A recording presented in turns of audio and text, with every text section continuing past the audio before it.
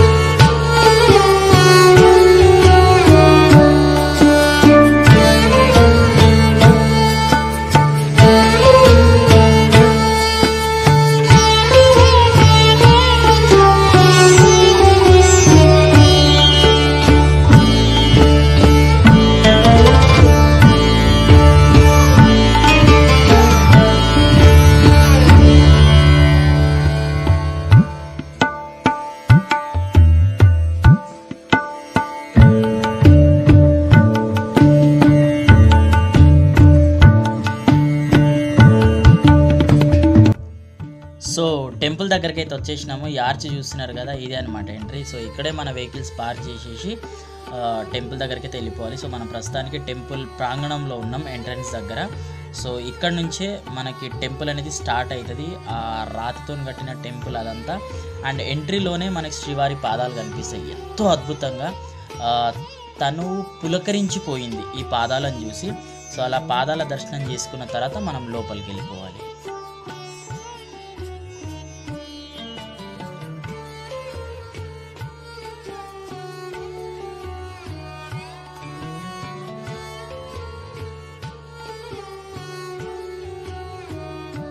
దర్శనం అయితే అయిపోయింది. దర్శనం అయితే కొంచెం లేట్గానే అయింది, ఎందుకంటే మనం వెళ్ళింది సండే రోజు కాబట్టి రష్ ఎక్కువ ఉంది.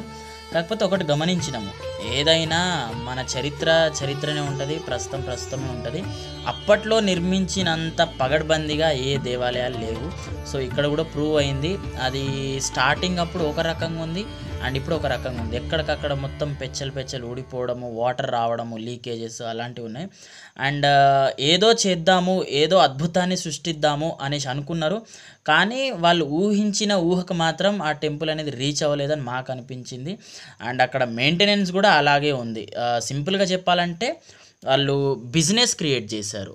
పైసా దియో और తమాషా దేకో వోయి చల్ రా వहाँ पे. సో ఈ తమాషా ఏంది, ఆ పైస ఎంబడే జరుగుతుంది కాబట్టి ఒకసారి విజిట్ చేయొచ్చు. ఆ భగవంతుడి కొరకు ఒకసారి విజిట్ చేయొచ్చు. అండ్ వెంకటేశ్వర స్వామి విగ్రహం అయితే 12 అడుగులు సాక్షాత్తున నిలబడ్డారు. అది మాత్రం చాలా బాగుంది. దర్శనం మాత్రం పులకరించిపోయింది, మనసంతా పులకరించిపోయింది.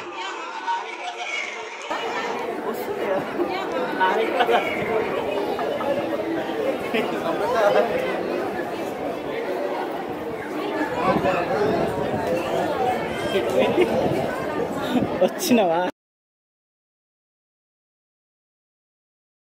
ప్రస్తుతానికి మనం కోనేరు దగ్గర ఉన్నాము. ఇది మాత్రం ఈ టెంపుల్లో మెయిన్ అట్రాక్షన్ అని అనుకోవచ్చు. అండ్ సోషల్ మీడియాలో ఇదే బాగా ట్రెండ్ అవుతుంది. అనంత పద్మనాభ స్వామి నీళ్ళలో సేదతీరు ఉన్నారు. సో ఇక్కడ నుంచి ఫస్ట్ ఫ్లోర్ ఎక్కి చూస్తే మాత్రం వేరే లెవెల్ ఉంది. వెళ్తే ఆ లొకేషన్, ఆ view second floor first floor నుండి చూడడం మాత్రం మిస్ అవ్వకండి. చాలా బాగా ఎంజాయ్ చేస్తారు మీరు, ఎందుకంటే అంత బాగుంది ఆ వ్యూ, అంత బాగుంది అక్కడ.